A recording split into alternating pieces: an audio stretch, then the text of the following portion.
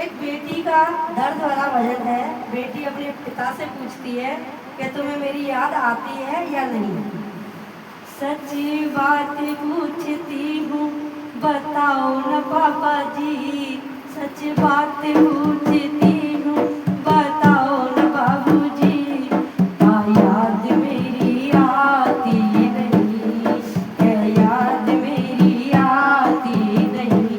न छुपाओ बाबूजी, न छुपाओ बाबूजी, के याद मेरी आती नहीं, के याद मेरी आती नहीं। सच्ची पूछती हूँ, सच्ची पूछती हूँ, बताओ ना बाबूजी, के याद मेरी आती नहीं, याद मेरी आती नहीं। ये पैदा हुई मेरे घर में था मातम, पैदा हुई मेरे घर में मातम।